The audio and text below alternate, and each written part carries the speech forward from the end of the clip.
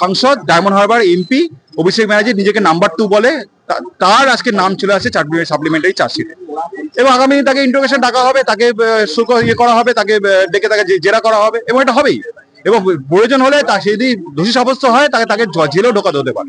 এটা আপনি দেখবেন।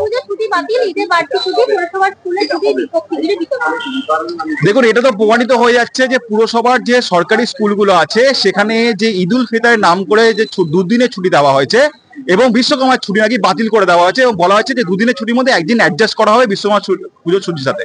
এটা তাহলে প্রমাণিত হয়ে যাচ্ছে যে এই মানব দরদী মুখ্যমন্ত্রী তিনি যে বলেন যে মামাটি মানুষের মুখ্যমন্ত্রী, তিনি আদৌ মামাটি মানুষের মুখ্যমন্ত্রী নন এবং তিনি যে হিন্দু বিরোধী এবং তিনি যে সনাতন ধর্মী বিরোধী এই কর্মকাণ্ড এবং এই নোটিশের মাধ্যমে সেটা মানুষের কাছে প্রমাণিত হয়ে যাচ্ছে। ভোটার তালিকায় ভুতুড়ে ভোটার এমনটাই জানালেন বিধানসভার অধ্যক্ষ তথা বারুইপুরের বিধায়ক বিমান বন্দ্যোপাধ্যায়। দেখুন, বিমান বন্দ্যোপাধ্যায় তো অনেক কিছুই বলবে, আমি সেটা নিয়ে অত মাথা ঘামাতে চাই না, তার নিজস্ব পার্সোনাল তার বিভিন্ন মতামত থাকতেই পারে। কিন্তু ভুতুরে ভোটার, এই যে আধার কার্ড এবং ভোটার কার্ড যে তৈরি করা অন্যান্য রাজ্য থেকে এখানে এসে তৈরি হয়েছে, সেটা কোথায় হয়েছে? এই পাড়ার সাথে হয়েছে।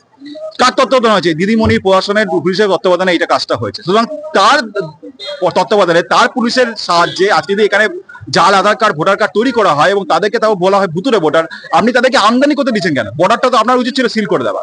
এরা তো আর অনুপ্রবেশকারী নয়, এরা তো বাংলাদেশ থেকে এখানে ছুটে আসেনি, এরা এসছে বিহার উড়িষ্যা থেকে এখানে এসছে, তাদেরকে আপনি ঢুকিয়েছেন, আপনার বর্ডার থেকে এখানে ঢুকিয়েছেন এবং তাদেরকে আধার কার্ড ভোটার কার্ড করেছেন।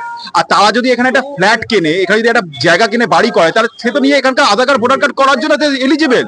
আপনি সেটা বাধা দিতে পারেন না, সাংবিধানিক অধিকার তার। তাহলে আপনি তাকে কি করে ভুতুরে ভোটার বলছেন? আপনি তৈরি করেছেন ভুতুরে ভোটার। এতদিন তারা তো ভোট ব্যাংক ছিল আপনার, এখন আপনার থেকে সরে যাচ্ছে, এখন অন্য আপনাকে ভোট দেবে না, আপনি বুঝে গেছেন, তাদেরকে আপনি ভুতুরে ভোটার করে দাগিয়ে দিতে চাইছেন।